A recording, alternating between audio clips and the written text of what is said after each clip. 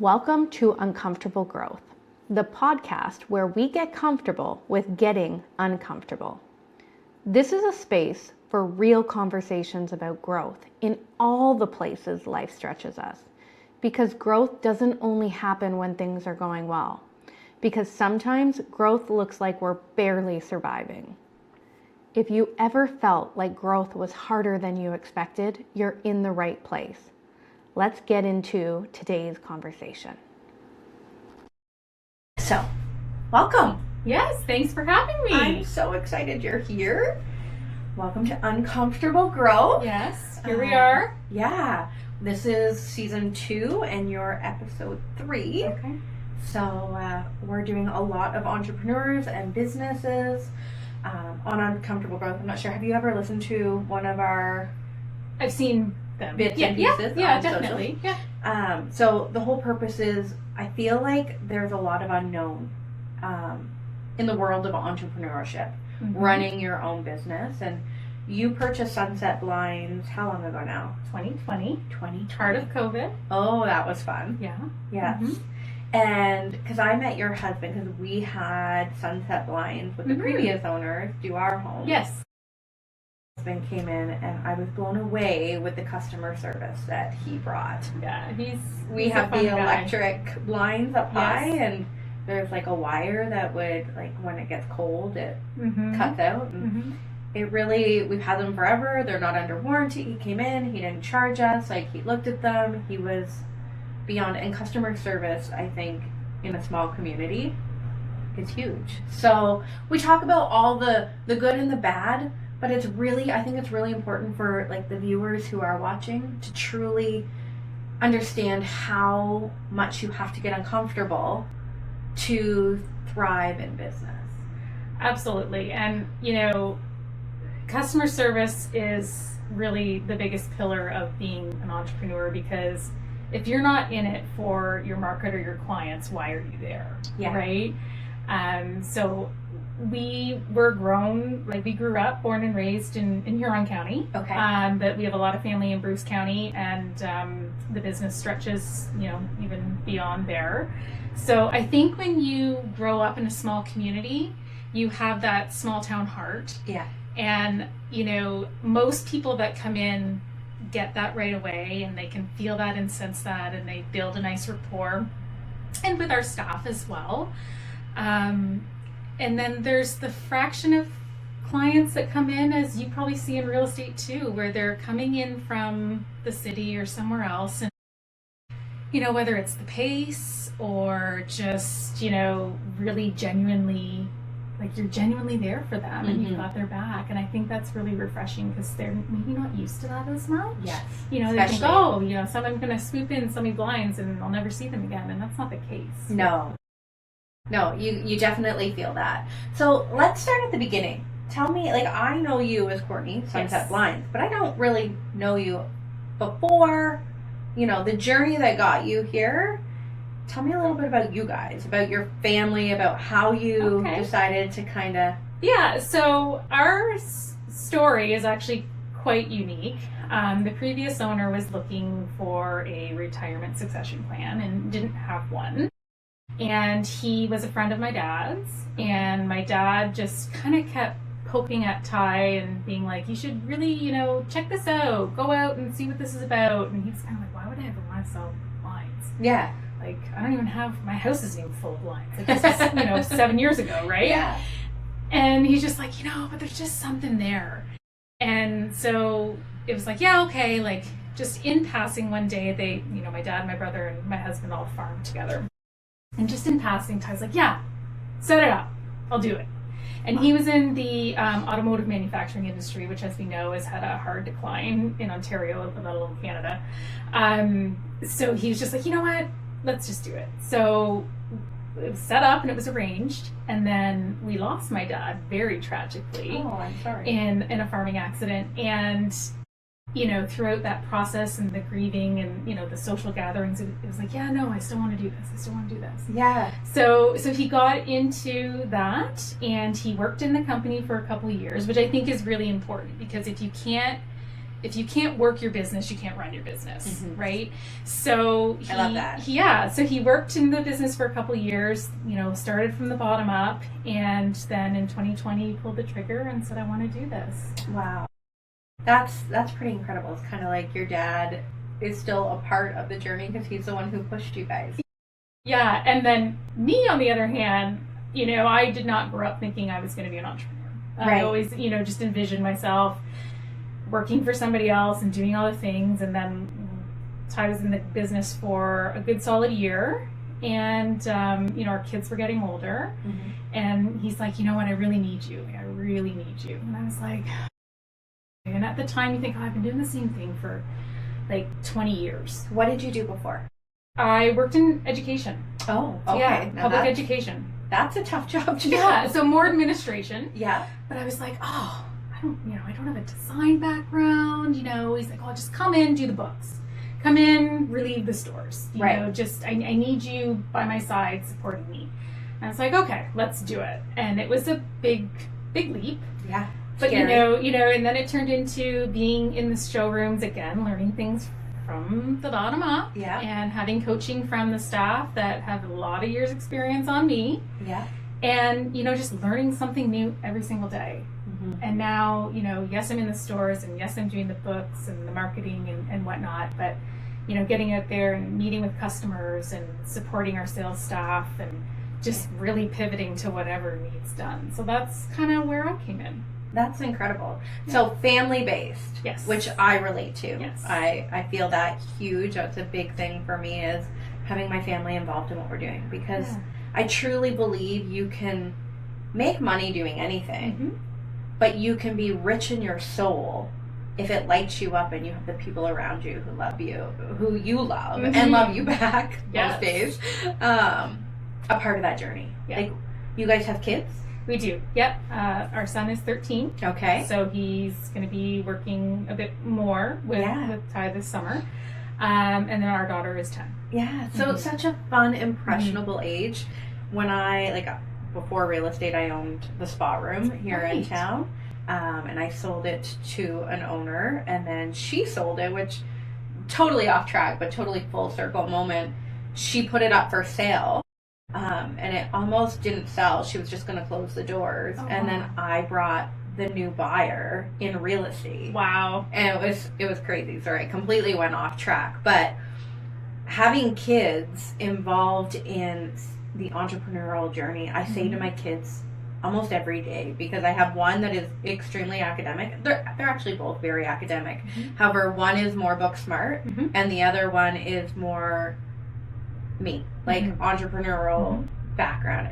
But I say to them, it doesn't matter what you do. If you have a passion for something and you like something and you love what you're doing, you can make money doing it, as long as you're genuinely helping other people along the way. That's right. It's so refreshing for our kids to see that. Sorry. I love true. when I hear it's about helping your husband and coming in and really learning that side of it. Is just, it touches me a different way, just because I'm there with you. It's been a beautiful journey, and the kids, they're not strangers in the stores. Yes, they can stay home on their own now, but there were days when, you blew up the air mattress in the back room and someone's laying down, right? Like, not me. I mean, we wish, right? But I'm just like, I gotta go, because if I'm not there, no one's there. And then that's not good either. I mean, within reason, we have support for sure, but there's just some days where they would tag along, or they would help, cleaning the windows and helping with installations, and it's fun. It's fun. So there's obviously challenges that come with owning a business. What would you say? Because again, it was owned by another person. You guys have multiple locations. We do. We are in Goderich, Kincardine, and Port Elgin. So downtown in all 3 locations. Yeah. And being a brand and a name, like, I didn't even know it had sold or changed hands until I had a problem. Right. How was that challenge to create your own brand? Because no matter what, yes, your Sunset Blinds, but it's you guys now. Yeah, no, when we came on to the scene, we thought, you know what, there are some really solid business practices here. just like everything down to the paperwork and how things are managed and how clients are managed when they call or come in.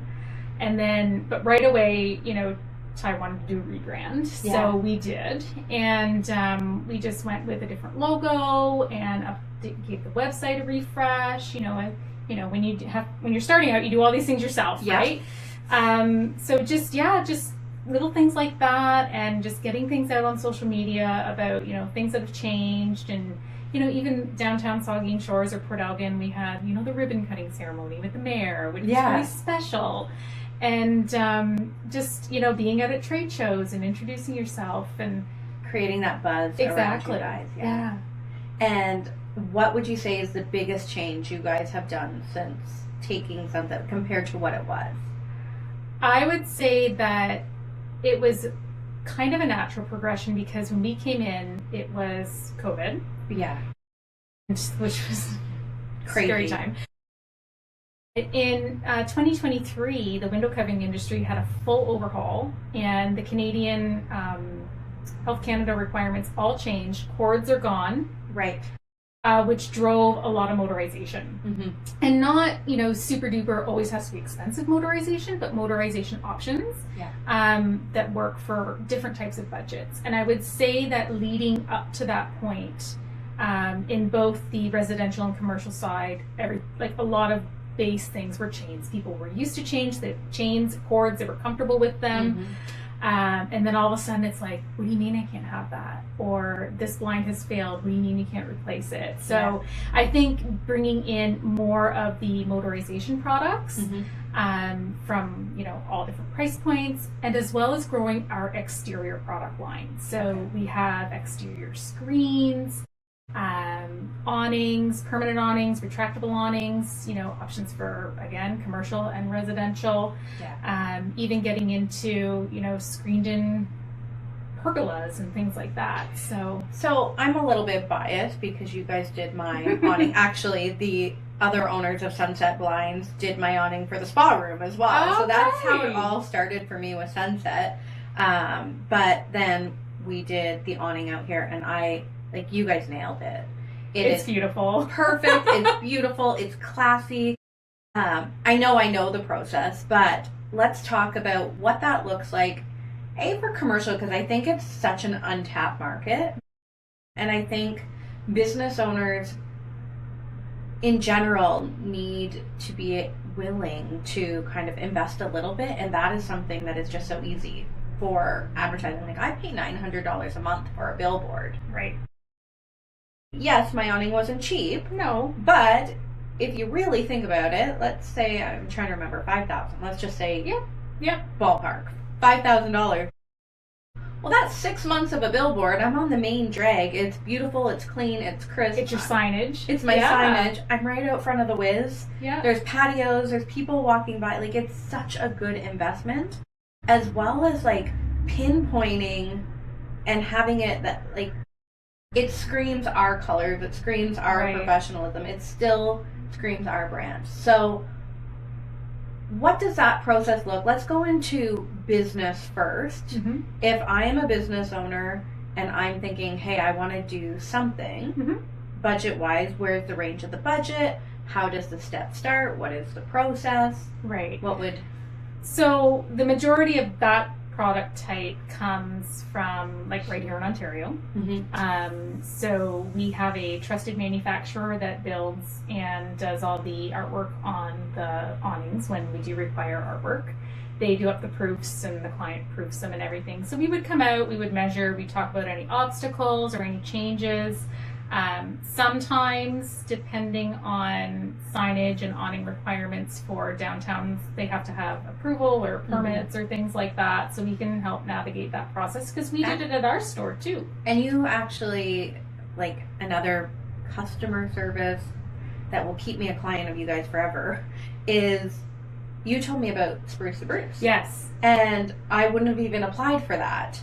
And I went through the process, I applied for it, and we got the grant. It's amazing. So it still helped. And that was, time. You didn't have to tell me about that. You didn't have to, but you really took the time to get to know me. Yeah. And understand, even budget wise, like, hey, we're putting a ton of money into this building right now. Mm-hmm. We need this, but I need to do it affordable. That's right. You heard me, which is very rare. I find we're losing that touch in business so much. For sure. And I think that's something that Ty and I always come back to when we're quoting jobs. Like, it's not just walk in, here's the price in the book. Mm-hmm. Not that we have different standards for different clients, but if somebody is in a commercial application, it changes the ballgame a little bit. Mm-hmm. If somebody is in a volume discount situation, that changes things. And then sometimes we're able to pivot between different manufacturers because we don't just carry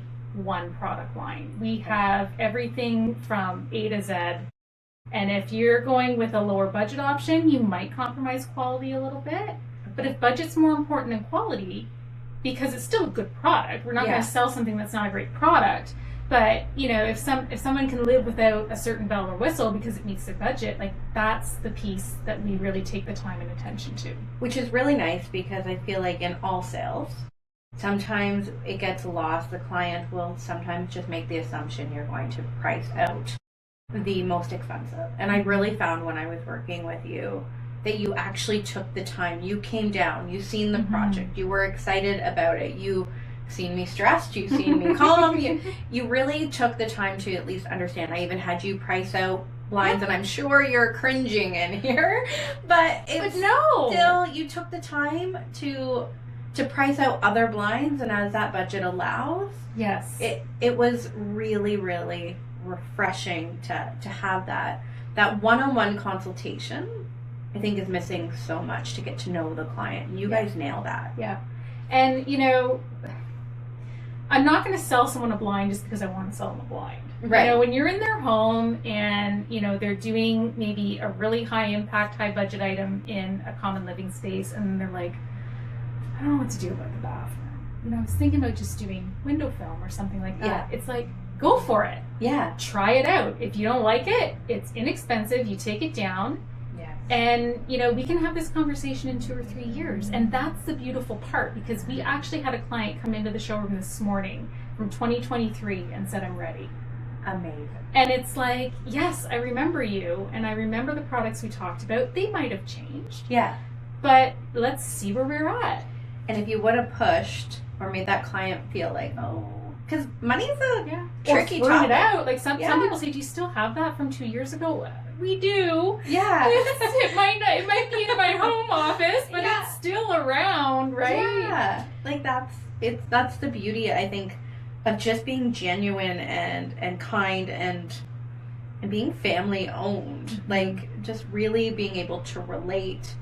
Everybody struggles, and people are ashamed to be like, right. It's a tough thing to say to people, because especially in small town. Right, that or I didn't expect it to be that much, or that's as much or more than all my windows for my house. And it's like, I get it.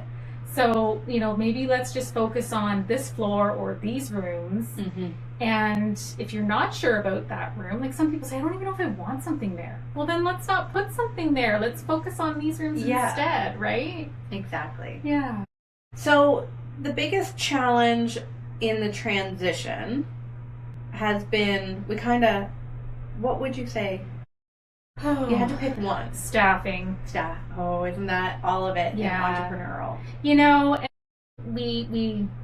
when we took things over, nobody was in the showroom. So we're paying for all these showrooms and no one's there because no one can come in and see us. But we were essential, so we could still work. Okay. So we took on the company, we took on the good, the bad, and the ugly. We took on all the existing staff who were all nice people. Yeah.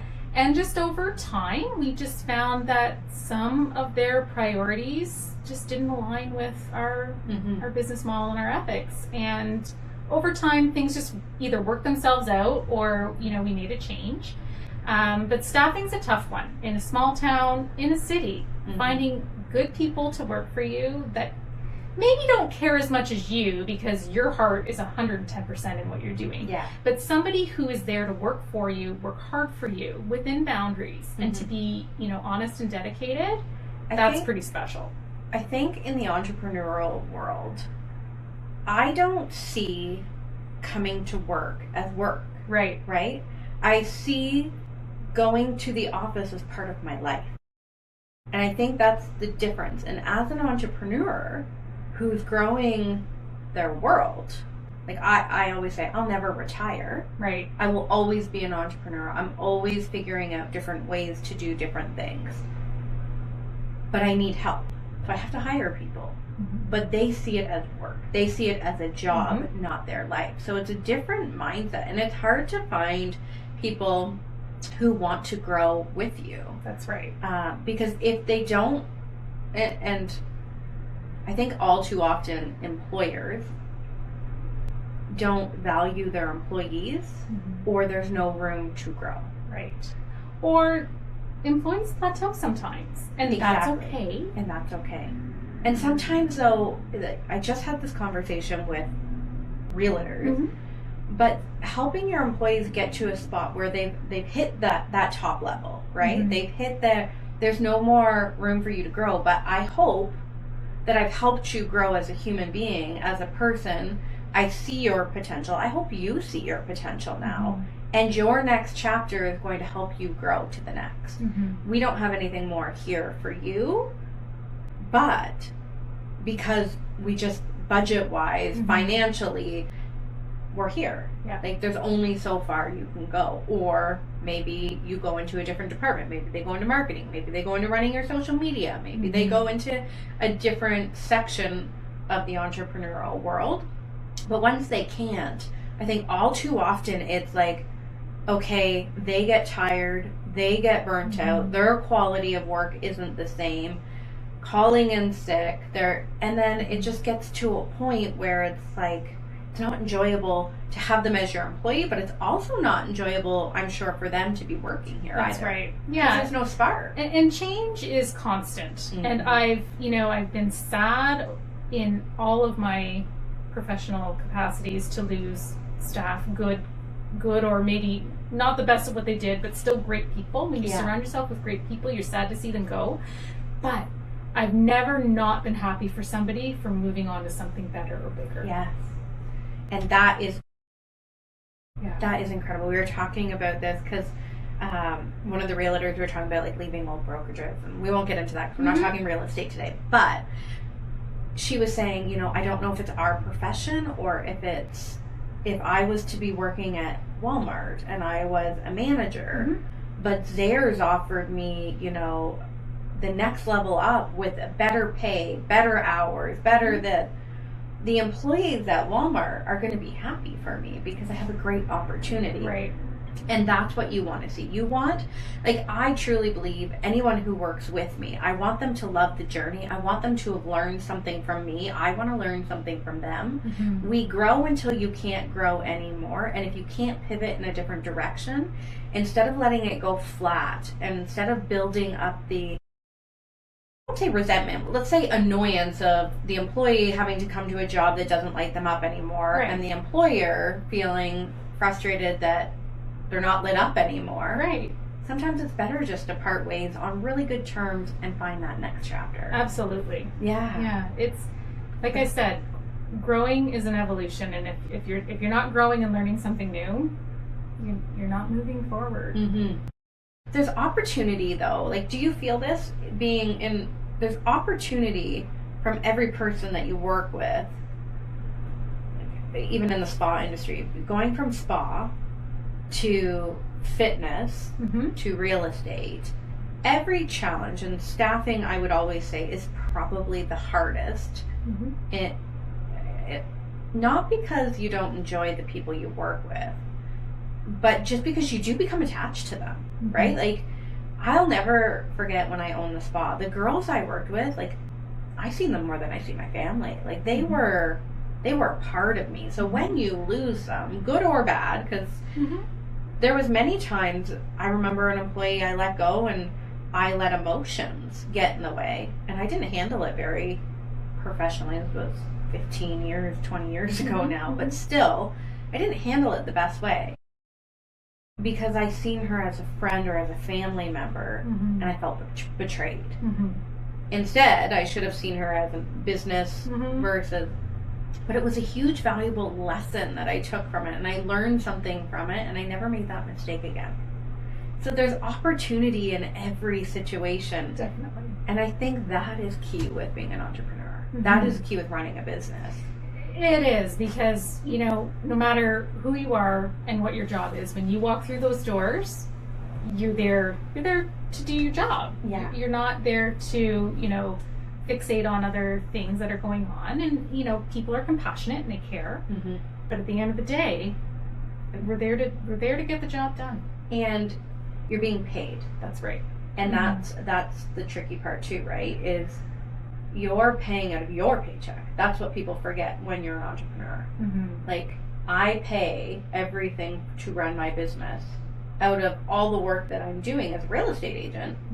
Commission checks is paying the other people. I'm taking out of my paycheck, my money, my time. There has to be value for what you're giving. If you're paying somebody for a $10,000 service, you expect a $10,000 service. It's the same thing with your employees, but it's hard for employees to realize that, oh, this is coming out of Courtney's pocket. Right. She's paying out of what she takes home because you own that business. So, yeah. And, you know, sometimes when you have to make tough decisions, it's hard not to be emotional towards that, you know, like, it's time away from your kids. It's time away from your husband. Well, your husband's with you. We'll get to that in a second. But like, it's time, and that's one thing that I've learned over the years is you can't replace time. No. And you don't get that time back, and people's time matters. So when you are taking the time to train, to build, to be there, to have that meeting, to do all of these things, that's your time that you're not doing things that you could be doing or that you love to do. That's right. And that matters. Okay, so I said I'd get there. Working with your husband. Tell me about it. It's got to be amazing, but there's got to be challenges. Yeah. So we're both Libras. Okay. Which is a whole other thing. But, you know, I think that we are friends first and business partners second. And I think that we do a good job of respecting each other in both personal and professional capacities. It's interesting. Like, there are days when it's like, okay, I just don't need to see you for a while. Yeah, I need a minute. Yeah.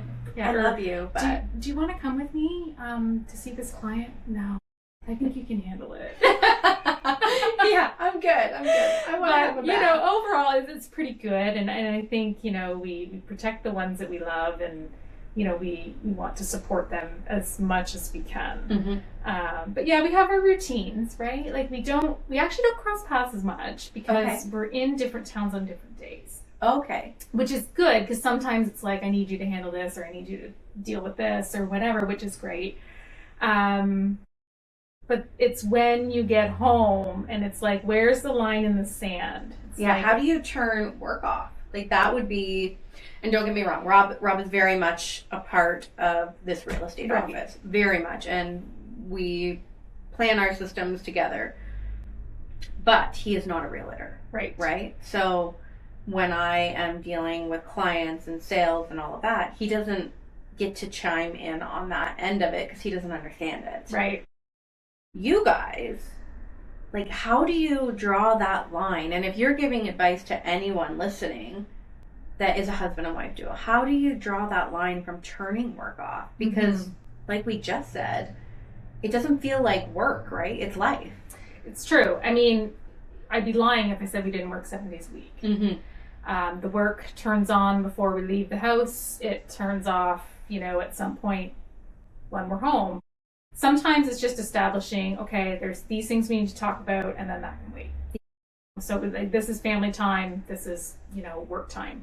It's tough though. Yeah. It is tough, especially since like we have different like focus times of the day. It's like, don't talk to me before I've had my coffee. Yes. Is it an emergency? No. So, you know, we just kind of ebb and flow. And, you know, one of the beautiful things about being an entrepreneur is, you know, it's not, you know, knocking off at 2:00 every afternoon and heading to, you know, a hockey game or something. It's like, you know, yes, you can do different things at different times and you can flex your time around, but you still have to make up for the time that you're flexing, right? Yes. So, you know, we have that whole family dynamic. The kids get it. Sometimes things need to be done, and then, you know. And the kids are very stuff. much a part of it too, Yeah. right? So they would understand if your kids play sports. Yes. Yeah. So mine too. Yes. So they understand sometimes, like, hey, I got to be on this call, or you guys run into the hockey arena, and I'm gonna do this consultation over the phone, and there's never that turn off time. That's right. The one thing I really wish we could do is get better self-service. Oh yeah. Oh my God. In this, I gotta talk to you before I hit Glamis. Bye. It's like, oh, tourist season. Yep. I can't have a phone call without it dropping. No, it's we do a lot of talking on the phone. Yeah. Or it's like, okay, I'm hitting the road. I'm gonna call you, and we'll just work as we go, because you know, hands-free things are easy, right? Absolutely. But yeah, no, it's interesting. You know, you can read their little cues. You know their little things that they maybe don't say but mean, and so I think it's just kind of figuring out that balance. Yeah, and enjoying being around each other, like as much as I. You said at the beginning, he's my friend first, and I think, not that we'll go into a marriage podcast, but I think that's so important in marriage and if you work together. Like, Rob is my best friend. There isn't a thing I wouldn't tell him if I'm having a bad day. I know he is hearing it without judgment, and his advice is genuinely to try to help me. It's That's not right. to. So I think because you guys have friendship first, business will be easier. It does help for sure. You guys met in high school? Oh, we met at my 19th birthday. Yeah. But yes, So, we were very young. We've been together for a very long time. So by now, like, you kind of know what you're getting. Yeah. He knows. Yeah. He knows. Sometimes I don't know, but I don't know what I'm giving him. But but yeah, when you're together that long, that is true, and it's tricky, but it's amazing because you're building something together. That's right. And something that you can be proud of. Like, do you ever just take a step back from 7 years ago? You own 3 businesses, not one. That was a huge. You didn't take on 1 business, you took on 3. Branding, rebuilding, bringing your family into it, getting out of what you're used to, your husband comfort zone. Yeah, like a whole new, like, you had to get uncomfortable. But would you say it was worth it? You're crazy if you say you. Oh, 100%. Yeah, 100%. I knew the answer to that. You know, still love what we do every day. There are challenges. Absolutely. And, you know, the biggest thing is, you know, if something doesn't go the way you want, it's how can I make it right? You know what I mean? And how can I feel good about the work that I do at the end of every day? Yeah. Because, you know, nothing's perfect. Nothing. Like. Nothing. But at the end of the day, you just think, I want to do everything I can to make that client happy or to fulfill their expectations. And no regrets. No regrets. No. And your dad's looking down thinking, man, that's amazing. Because that could have been something too, if we think about like mindset and the way we look at things, right? Like, you have a choice in that situation, right? That could have been like, oh my gosh, and again, I don't know how your dad passed, but obviously it was traumatic. It could have been something that could have shut you down, but instead you took it and turned it into something incredible. Yeah. And that's another thing, like your mindset in it is so important when it comes to any business. Yeah. But like taking your mindset, taking on 3 businesses, I don't know how you did it. Like, honestly. A good team behind us. Yeah. You know, like that counts for sure. So no one can you have your husband, you, and your 2 kids. Who else is there? In the company? Well, I have my mother-in-law. Okay. There's another topic of uncomfortable. A whole another family situation, but no, things are good. She supports me with some books and things. That's amazing. You know, because, you know, my philosophy that I picked up from a dear friend of mine is you can have it all, but you can't do it all. Oh, 100%. Yeah. 100%. So you have to be willing to buy back, help figure it out. Have you read the book Buy Back Your Time? No. Okay. So Dan Martell, a friend of mine, Jackie Service, she was reading this book, Buy Back Your Time. I seen her talking about it. She was talking about her business coach. His name's Dan Martell. Her and I went for coffee. We actually ended up recording a podcast, all of the things. Anyways, she said, Jen, you got to read this book. She literally bought me the copy and gave it to me. I read the book. A week later, I hired I can't even say his name. Dan Martell is my business coach. That book is incredible. Incredible. It's about figuring out different ways, time blocking, about figuring out what your hourly wage is worth and the things that you can pay somebody else. You take 25% of what your wage is and you take that 25%, pay other people to do the things that are those jobs because you will drown because you can't do it yourself. No.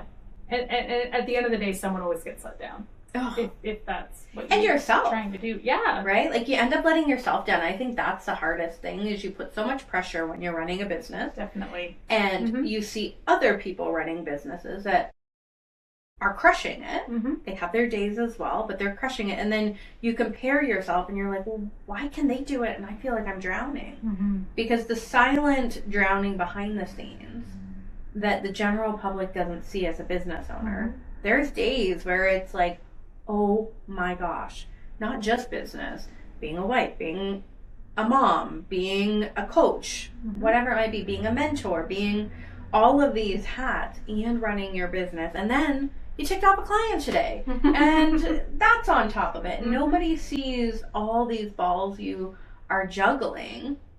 You have to hand some of those balls off. Like that is always my biggest recommendation to any entrepreneur. Don't be afraid to buy back your time because you're going to make more money doing the things. Like for me, I love sitting with clients. Right. I love setting that consultation and figuring out that strategic plan on how we can achieve their real estate goals. I'm really good at it. I hate paperwork. I hate it. So I give that to my assistant. Right. And if I land a client, I'm going to make way more than what it costs me hourly to get my assistant to do that. And I'm doing things that I like and I'm happy and I'm a better person to be around. Yeah. Those are the things. Oh, I'm so with you on that. Yeah.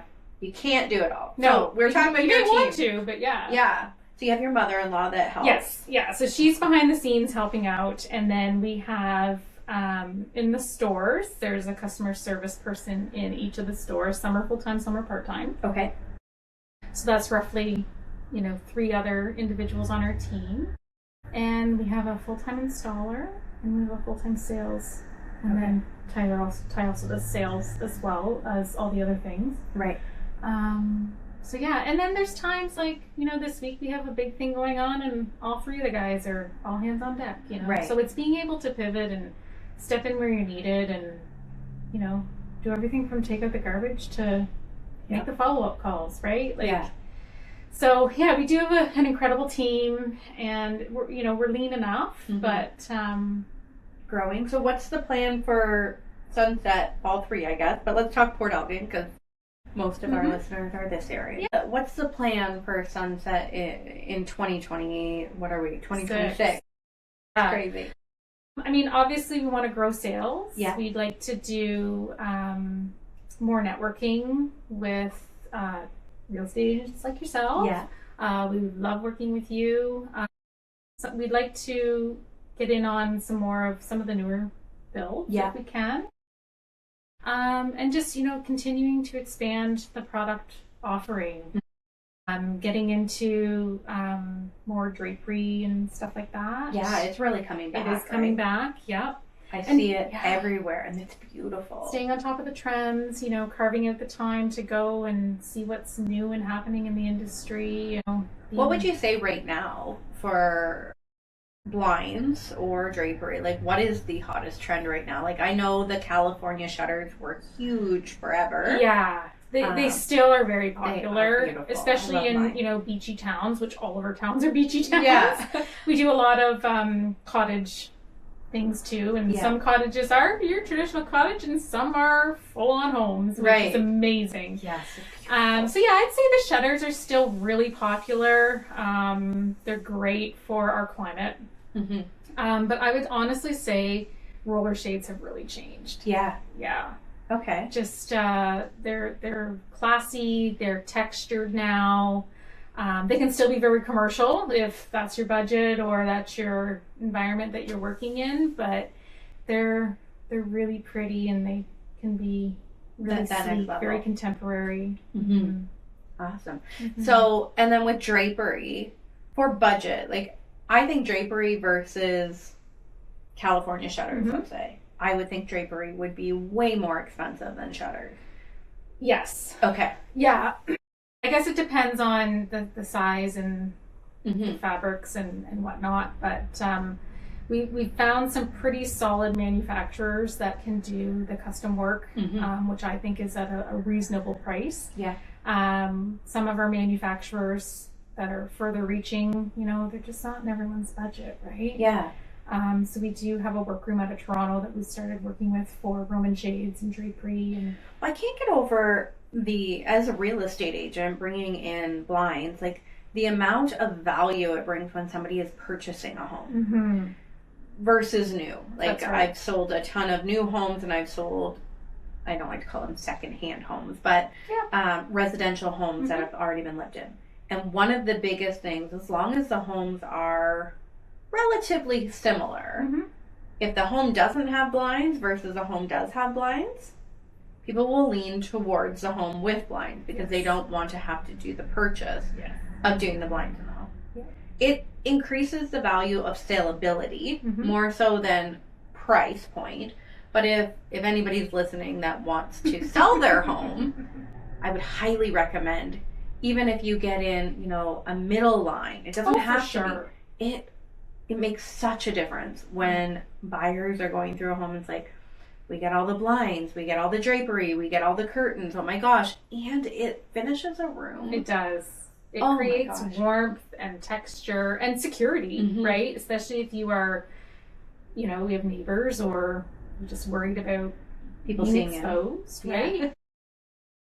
Yeah, and not everybody wants to hang their own stuff and take care of their own stuff, right? Like sometimes it's nice just to know a professional's coming in, it's going to be right. And if it's not right, they're going to fix it. Or if it fails, they're going to come fix it. So yeah, nothing has to be top end, especially if you are building or, adding something in to a new home. Like something middle of the line, not top end finishes, easy controls. Especially if you're selling though. Like it's like to put, let's even say $5,000 throughout the house and blinds. Like if you have that done and your home sits on market and you're going to list, I'm just going to make up a number for $750,000. Right now we are in a buyer's market. Right now there's a ton of competition in the market and you're going through multiple homes. I always say, how the first impressions matter when selling your home. If you walk in and the home is looking mint and it's clean and it's cozy and the blinds and you have that, oh wow, this is really cute feeling, it's going to be more saleable or sellable to the buyer than sitting on market for, because on average right now we're looking at 60 days on market. And 60 days on market normally comes with an under asking offer. Well, maybe that stops that just by having blinds. Yeah. And if the home shows right. If you have blinds and the home's a disaster, well, it's not going to make a difference. But if you have blinds and the home is looking the way it should look, a real estate agent did their job, then it will sell your home. Absolutely. Yeah. So that $5,000 is going to save you probably, let's say, $20,000 under ask is not unheard of in today's market. It's going to save you $15,000. That's right. Because you're going to get that offer, hopefully. Nobody has a crystal ball, but you're going to get that offer sooner than the competition because the home shows the way it should.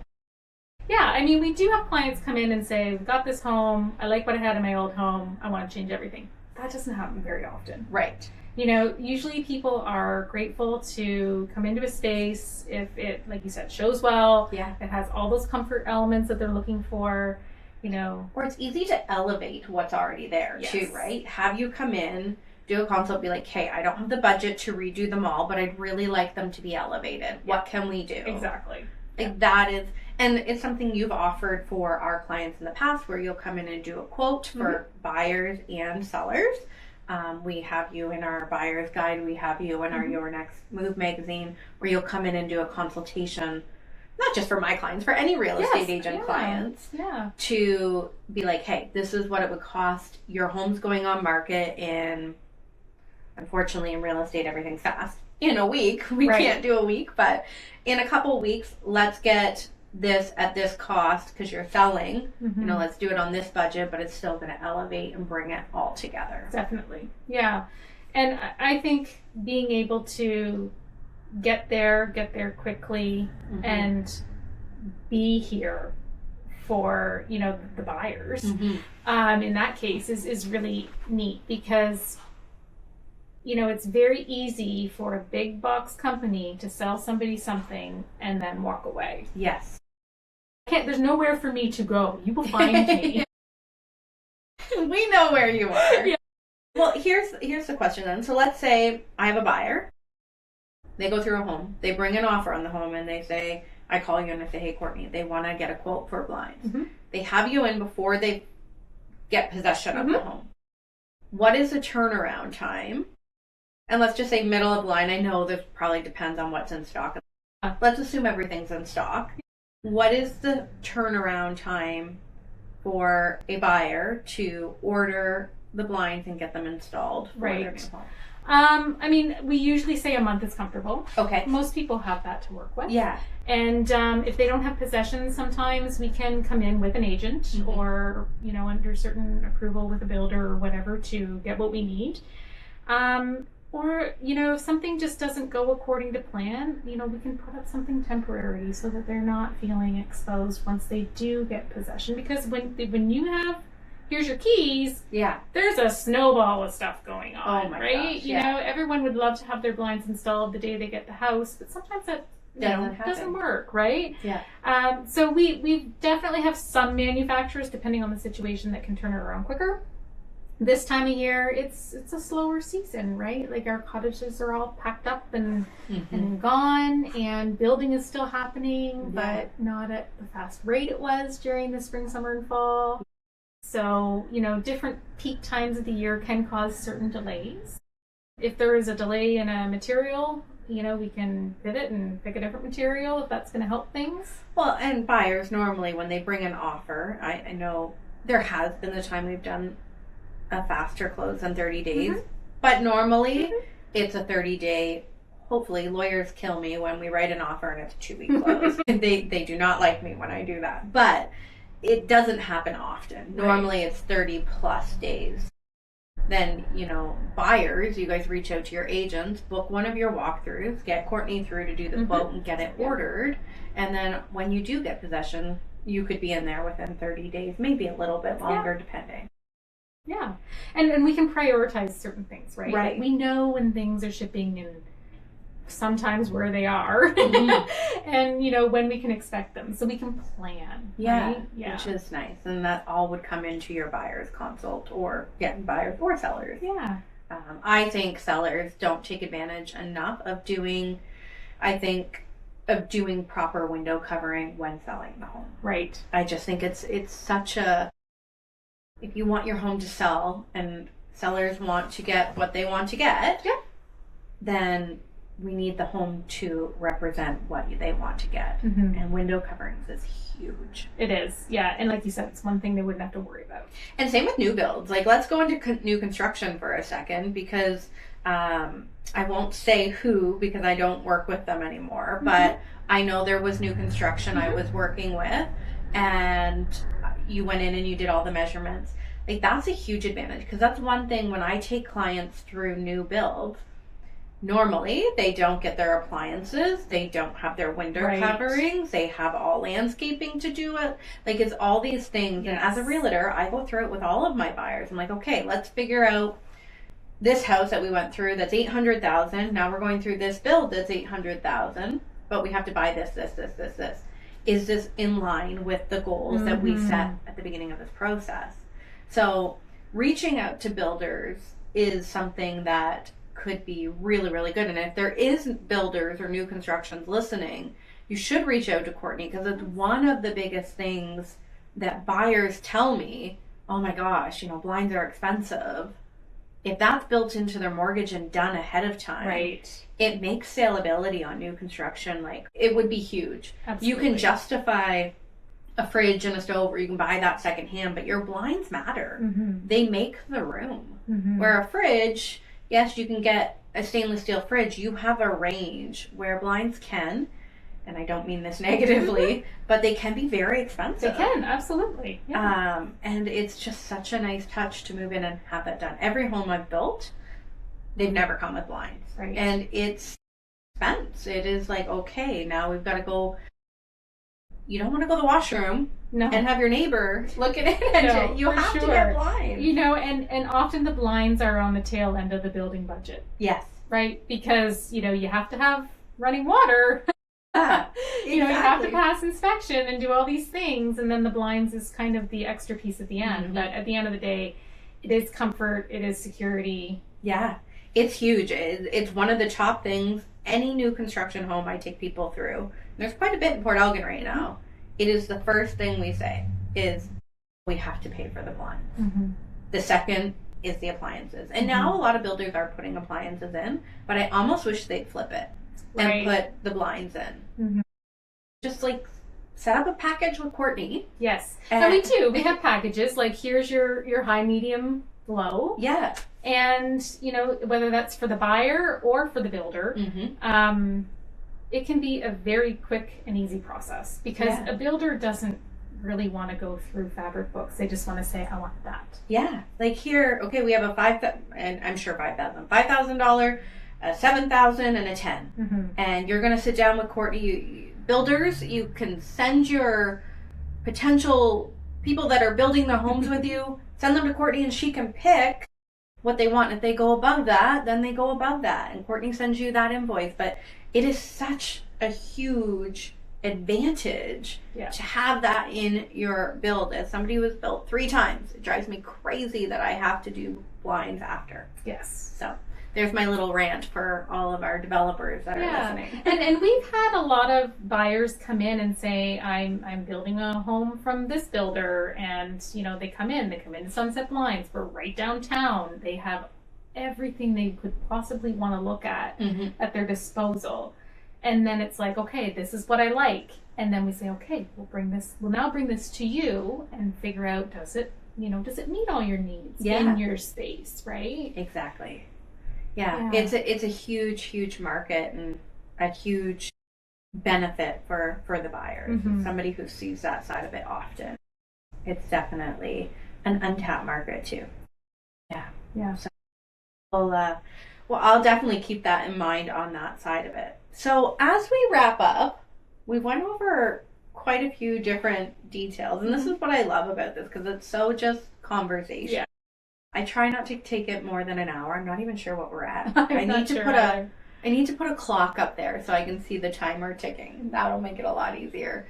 But if you could tell yourself 8 years ago one thing now, and then flip it and tell yourself something now to yourself 8 years ago, what would those things be? So to remind yourself of who you are 8 years ago to today, that you would like to tell yourself now that remember this, and then something you would love to tell yourself who you were 8 years ago now. Okay. So if I could go back and tell myself then, it would be, don't be afraid of taking risks. Yeah. Making mistakes and learning from them is natural. And if you're not a little bit scared about a risk, then are you really that invested? Well, okay, sorry, I'm going to cut you off again. Have you heard the song Daydream by Lily? It's literally like my mantra song.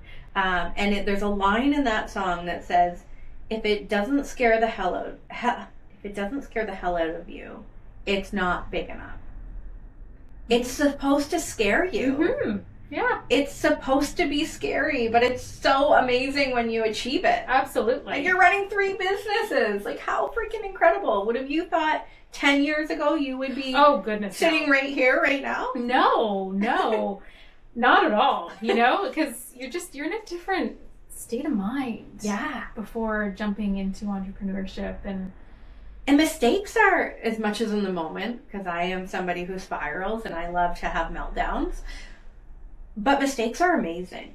Yes. Like, there isn't a mistake that I have made, from friendships to business to marriage to being a mom. There isn't a mistake that I've made that I don't appreciate, because what I've taken from that mistake has been so rewarding and helped me get to where I am and made me so much of a better human being. Absolutely. In all things. And then it's like, okay, I'm not going to do that again. Yeah. Or I'm going to do it differently this time, you know? Yeah. Don't be afraid of mistakes. I love that. Yeah.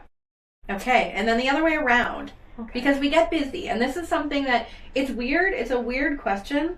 But I think as entrepreneurs, sometimes we forget to slow down, right? We forget, oh yeah, I'm a human being. Oh yeah, I forget who Jen was before she was a real estate agent, before she was running a team, before she was doing courses. What do I want to tell myself? That Jen that was a totally different person.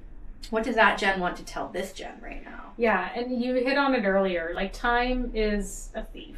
And you blink and it's like, wow, that was really 7 or 8 years ago. Yeah. So I think the biggest thing is, you know, yes, we're invested and we're immersed in our day-to-day, but don't forget, and this is where Ty comes in because he's so good at this, is just stopping and reflecting and carve out the time. You know, don't sacrifice your life for what you do.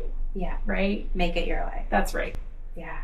That's, it's so true. We forget to celebrate the wins. I think that would be the one thing that my younger self would tell me, and I try to, but what you're doing is, for you, in your story, in your chapter, is amazing.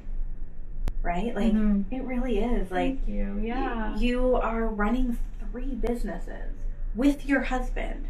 You're involving your kids who are getting to see the struggle. Yeah. You're involving your mother-in-law. You've got your dad and your soul as a part of it. Yeah. Like, there's so much beauty in what you're doing and how you're growing it, and you're trying. Even your comment about your staff and how they didn't align with your ethics and how much it sucked to say goodbye, but it's staying true to your core values, what you want to build, and don't lose sight of the vision that you guys are building as a family. It's incredible, and celebrate that win and take a minute and make sure you celebrate them, because they're big wins, and sometimes life gets so busy we forget to pause and be like, yeah, I'm freaking amazing. It's hard to say that, right? People are like, oh, she's got a big ego. Yeah, right? Oh, no, trust me, I'm not amazing a lot of the times, but yeah, we are amazing at pushing through and going after your goals and not being afraid to get uncomfortable or be afraid of making a mistake or falling 1,000,000 times. You get back up. That's right. Right? Like, that's the thing, is you look at other people and you're like, wow, they make it look so easy. But they're at the 500 times they failed. Nobody sees that. That's right. And that's where it's just like, yeah, I commend you. Like, 3 businesses, brand new world. I was always in sales. Jumping from the spa world to real estate, it was scary, but it's still sales.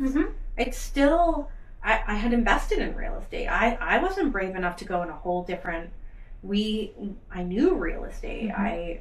It wasn't unfamiliar to me. You went completely unfamiliar. You took that jump.